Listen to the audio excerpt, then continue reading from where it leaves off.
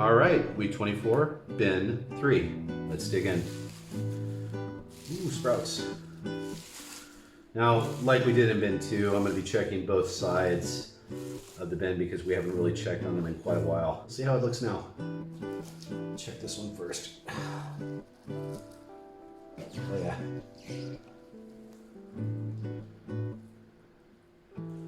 A nice size adult right there.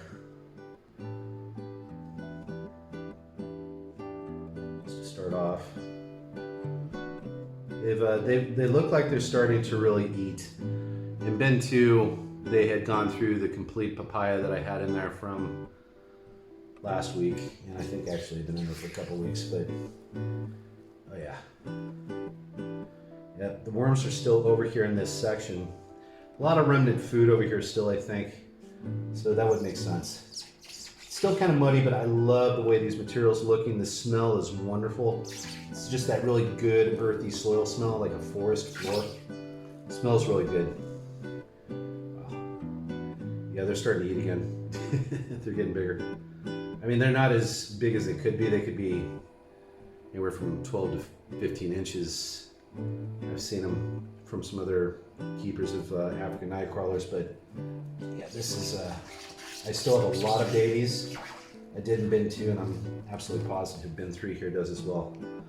But things are looking good. Looks like what I've experienced in the past is starting to happen here at the African night crawler too. As the materials remain damp like this, which is why I don't mind keeping my bin wet this whole time like this, they start to get bigger and healthier. Because they got to push through these materials. It's not easy to just be sitting in like muddy type materials like this all the time. So to get around, they have to move, and I think it does both hydrate their bodies a lot better and cause them to become stronger because you got to push through this stuff. Okay, but everything's looking pretty good over here. Still some mud to work through, but man, beautiful looking worms. Really, really nice adults. Okay.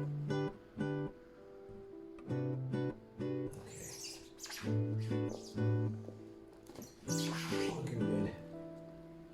Yeah. Okay. Good start.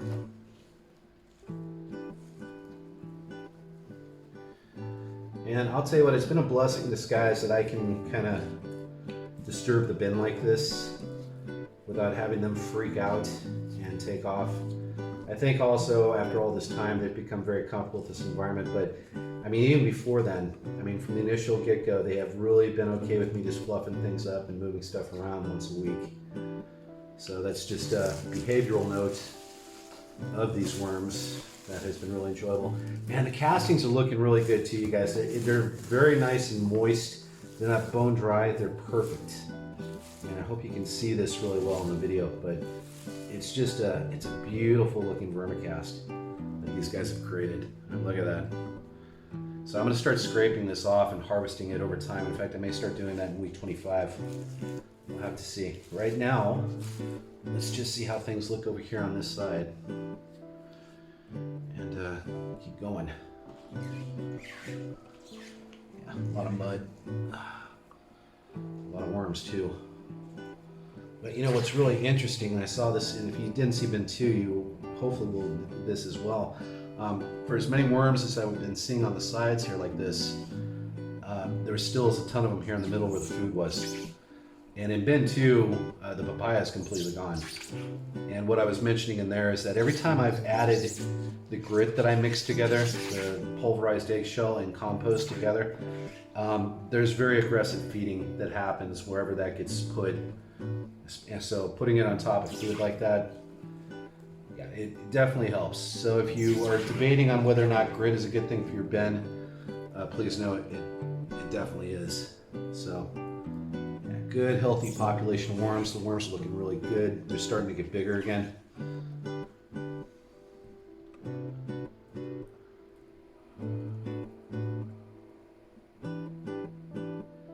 Not sure what all these specks are that are in the castings. I showed this on the bin 2 video as well, but there's some specks in here, and it's not cocoons. That's what I was initially hoping for, but I mean, they've already laid their cocoons, I think, for the season, or at least in this round. I know they can probably reproduce whenever they want, but it seemed like everybody on YouTube, all the vermiculturalists that keep African night crawlers, we all got babies right at the same time, and none of our bins started at the same time. We all started at different points in time during the year last year in 2021. Some had been being kept for even longer than that, and it seems like we all got, offspring that showed up right around the same time, which was just before Christmas and through New Year's here into this, the first couple months. Not on my glove. That's good. All right. We're looking good. Adults are looking healthy. Castings are looking really good. So let's go ahead and check the feeding zone out now.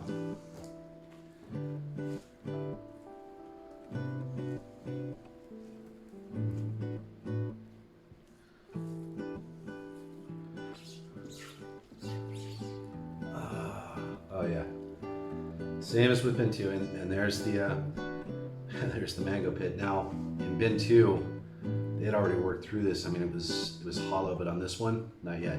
A lot of babies on this one too, a lot of babies, and I think that's what it was being used for in bin 2, was kind of like a nursery. But here in bin 3, it's definitely the same, because very small babies that are still here around that mango pit. Well, it's in the feeding zone in general. This is definitely being treated as a nursery. Wow. Well, this was the papaya, and those are the banana leaves. I thought they looked like plastic in bin 2, and I was like, where did that plastic come from? No, it was banana leaves. Look at these worms, you guys. Mostly juveniles, but yeah, that's a whole new healthy population that's coming in. And I do think that maybe this is grit that I'm seeing. I wasn't sure initially if it was or not, but it definitely looks like it could be the grit that I'm seeing through the castings. But I saw it over here on this other side of the bin, and I'm wondering, maybe they maybe they have been moving around more than I thought they were. I don't know. There are an awful lot of worms on both sides. Oh, holy cow. I mean, look at that. That's just I dropped half of them, but that gives you an idea. That is just a gob of new worms from this year. Look at that. This one's platellum towards the top. Looks like it's very swollen, like it's getting ready to lay a cocoon. On the top left there from your view, bottom right on mine. Interesting stuff. Okay, so that looks really good. I'm definitely happy with the way that they're looking. Good healthy population of both young and older adult worms. Now let's get some food in here. And tonight, as with bin 2, put a little bit of bedding down.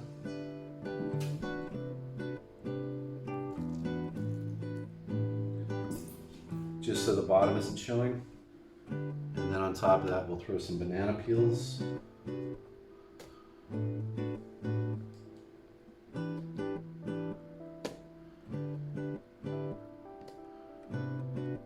And then our bin 1 content. There's a huge chunk. Look at that. This was all mushrooms, you guys. Really tore through this material.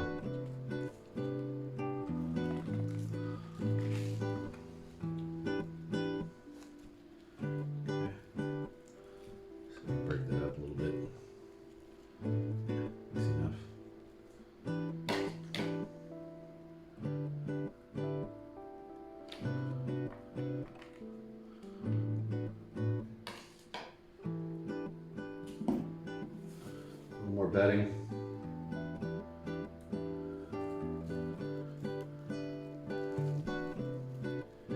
My plan here to scrape off the top, I think, is going to work, and it's one of the reasons why I'm not worried about, after 24 weeks, using bedding still in the system for where I'm feeding. It just, these guys like their carbons and they love their food, so this hopefully will just continue to help entice them into the feeding area. And that is that. So let's cover it back up.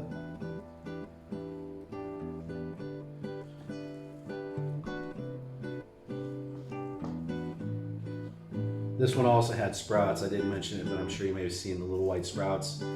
I'm guessing it was either tomato, eggplant, or potentially, there's the ginger, sorry.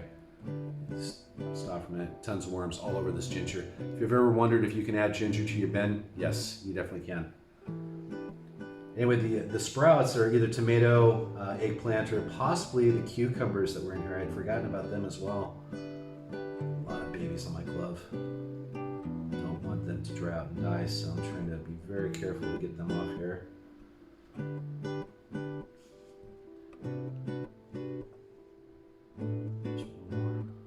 So small, I mean, they're very easy to miss.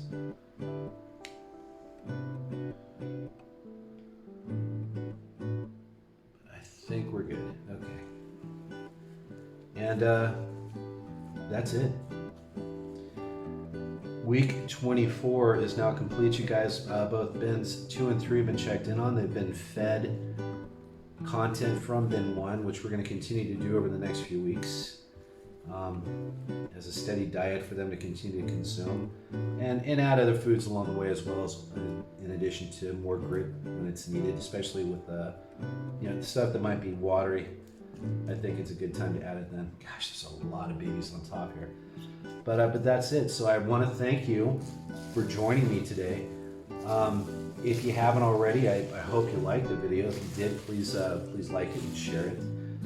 If you haven't subscribed to my channel yet, I hope you would give consideration to maybe doing that. So please subscribe, and then hit the bell notification icon if you would too, so you can be alerted to when I upload new content. And I gotta tell you, I really want to thank you guys for joining me through this journey. It's been a learning experience for me, keeping smaller bins in this environment with this species. It's been a lot of fun, and we're gonna just keep rolling.